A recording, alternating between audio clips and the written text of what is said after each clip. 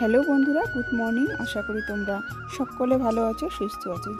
যেখান থেকে এই ব্লগটি দেখছো ভালো আছো, সুস্থ আছো, আর তোমাদের আশীর্বাদ ও ভালোবাসায় আমরাও ভালো আছি। বিএম সিম্পল লাইফস্টাইল চ্যানেলের নতুন আরেকটি ব্লগে তোমাদেরকে অনেক অনেক শুভেচ্ছা জানাচ্ছি। সকালবেলা একটু আগে কিন্তু বৃষ্টি ছিল না, তখন আমি উঠানটা ঝাড় দিয়ে নিয়েছি, আর এখন ঝিরঝির করে বৃষ্টি পড়ছে। তো ছাতাটা নিয়েই মাজা শুরু করলাম, কারণ এখনই আমি চান করবো না, একটু পরে চান করব। শরীরটাও ভালো নেই, জ্বর জ্বর ভাব চলছে, ওষুধ খাচ্ছি। আর এদিকে একটা কাঁঠাল পেকে আছে, তো কাঁঠালটা গাছে দেখলাম পাকা আছে, তো ওটাই নিয়ে আসলাম, নিয়ে এসে রেখে দিয়েছি। আর এখন বাসনগুলো মেজে তারপরে কাঁঠালটাকে বের করব। আর এদিকে মেয়েকেও ডেকে দিলাম, ও মুখ ধুয়ে নিচ্ছে, ওদিকে মুখ ধুয়ে বই বের করবে। আমি এখানে বাসনগুলো মেজে রেখে তারপরে হাত মুখ ধুয়ে এসে এই যে কাঁঠালটাকে ভাঙছি। অর্ধেকটা কাঁঠাল ওর দাদা নিয়ে গেল, কারণ বড় কাঁঠাল আমরা তো খেতে পারবো না পুরোটাই, তো অর্ধেকটা নিয়ে গেল।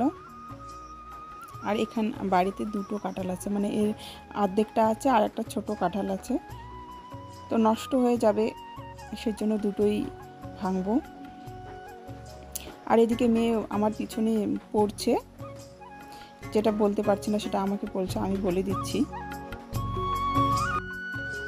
আমার কিন্তু কাঁঠাল অতটাও ভালো লাগে না, কারণ যখন ওরা খায় তখন আবার দেখে ইচ্ছে করে যে না আমিও খেতে পারবো, তো আমি সামান্যটুকু নেই, ওদের সঙ্গে একসঙ্গে সবাই মিলে খাই। আমি এদিকে খাওয়া রেডি করে রেখেছি, আর মেয়ে দেখো কি করছে, ও কাগজের নৌকো বানাচ্ছে, খাতার পেজে নৌকো বানাচ্ছে আর জলে দিচ্ছে। তারপর সবাই মিলে খেতে বসেছি। ঘরেই বসেছি লাইট দিয়ে, সেজন্য অন্ধকার দেখা যাচ্ছে, কারণ আমাদের ঘরে অন্ধকার অন্ধকার ভাব। আর বৃষ্টি পড়লে জানলাগুলো বন্ধ করে দেই, বন্ধ করে দিলে অন্ধকার লাগে। এদিকে খাওয়া দাওয়া হয়ে গেছে, মেয়েকে স্কুলে পাঠিয়ে দিয়েছি। স্কুলে পাঠিয়ে দিয়ে এই যে খাতাপত্র বই মানে গোটা বিছানাটায় ছড়িয়ে দিয়েছে, সেগুলো একটু পরিষ্কার করে রেখে দিচ্ছি। আর এদিকে বাইরে কিন্তু প্রচণ্ড বৃষ্টি হচ্ছে, এখন তো প্রতিদিনই বৃষ্টি চলছে, কম বেশি প্রতিদিনই বৃষ্টি হয়। তো বই খাতাগুলো গুছিয়ে রেখে তারপরে বিছানা দুটো ঠিক করে রাখবো। একবার ঠিক করে রেখেছি, কিন্তু মেয়ে বই পড়লো, দুটোরে আবার খেললো, দুইটা বিছানাতেই, সেই জন্য এরকম হয়ে আছে। তো আবার একটু ঠিক করে রেখে তারপরে ভাত বসিয়ে দেবো।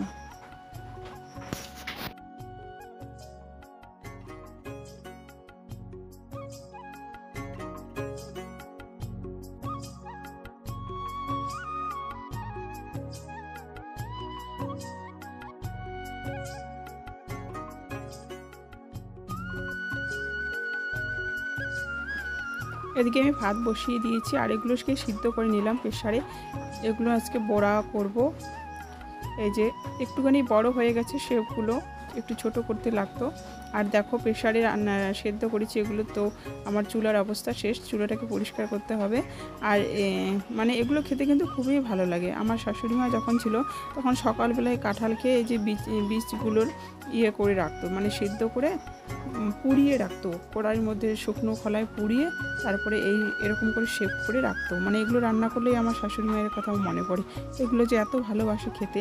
আর এই যে কচু, কালো কচু, তো আমার রক্তের সমস্যার জন্য ডাক্তার এগুলো খেতে বলেছে। কালো কচু খেলে নাকি রক্তে পরিষ্কার হয়, তো এগুলো নিয়ে আসলো। এখন তো এগুলোও পাওয়া যায় না, আগে আমাদের এদিকে খুবই ছিল এগুলো কালো কচু, তো এখন পাওয়া যায় না। মাঠ থেকে নিয়ে আসলো, জমির ওদিকে আলি থেকে নিয়ে আসলো এগুলো, তো নিয়ে এসেই কেটে দিল। আমি এগুলো করতে করতে আর এটা এখন রান্না করে নেব। আমার এই কড়াইটা ছোট, মানে দোস্তার কড়াই, খুব ভালো লাগে রান্না করতে, কারণ এই কড়াইটাতে খুব তাড়াতাড়ি রান্না হয়, তাড়াতাড়ি গরম হয়ে যায়। কড়াইটা পাতলা হয়ে গেছে, অনেক দিনের, আমার বিয়ের আগের এই কড়াইটা। তো এখানে ধরে না, বড় কড়াই আমি ব্যবহার করব না তবুও। আর এটা কিন্তু ঢাকা দিলেই অর্ধেক হয়ে যাবে সবজিটা। আর এদিকে আমার সবজি রেডি, বড়া ভেজে নিয়েছি। আর ওদিকে মাছ ছিল কালকের 3টে পিস, আলু দিয়ে রান্না করেছি, লঙ্কা ছাড়া সবজি। আর এখানে হচ্ছে দেখো দই দিয়েছে ওর বন্ধু, 2 কেজি মতো দই আছে এখানে, তো ওটাই নিয়ে আসলো। আর এদিকে আমি ঝাড় দিচ্ছি, মেয়ে খেলতে গেছে। তো দেখো আমার কি অসুবিধে, বাড়িতে করারও লোক নেই। করার লোক না থাকলে যা হয়। আগের বার মেয়ে যখন হয়েছিল তখন আমার শাশুড়ি ছিল, যদিও একটুখানি হেল্প পেয়েছি শাশুড়ির কাছ থেকে। আর ঝাড় দিতে, বাসন মাজতে আমার খুবই অসুবিধা হয়। কি করব, করার উপায় নেই, তবুও করতে হবে। দ্বিতীয়বারে আমার যা অসুবিধে হচ্ছে আমি জানি আর আমার মনে জানে। সব কিছু শুধু ভগবানের কাছে প্রার্থনা করছি, যা করবে ভগবান করবে। আর একদিনও মানে এতদিন হলো 8 মাস কোনো দিন অসুবিধার জন্য একটু শুয়ে থাকতে পারিনি। আমি যদি শুয়ে থাকি তাহলে আমার মেয়েটার কী হবে, কে খাওয়াবে ওকে? কোনো দিনও তো রান্নাই করতে ইচ্ছে করে না, রান্না করলে খেতে ইচ্ছে করে না। মনে হয় যে কেউ যদি একটু রান্না করে দেয় তাহলে মনে হয় ভালো খাবো, কিন্তু সেই কপালটাই আমার নেই। আর এখন যত দিন যাচ্ছে তত নানান অসুবিধে শুরু হয়ে যাচ্ছে। আমার মেয়ের বেলায় এতটা অসুবিধা আমার ছিল না। আর এখানে আমি দুধ গরম করছি। বন্ধুরা এখন সন্ধ্যা হচ্ছে, সন্ধ্যাবেলা। তো এখন হাত মুখ পরিষ্কার করে ধুয়ে তারপর সন্ধ্যাবাতি দেবো। মেয়েকে ওদিকে চান করিয়ে দেবো, ও খেলে আসলো, ঘেমে গেছে। যা তুই যা, আমি জল দিচ্ছি।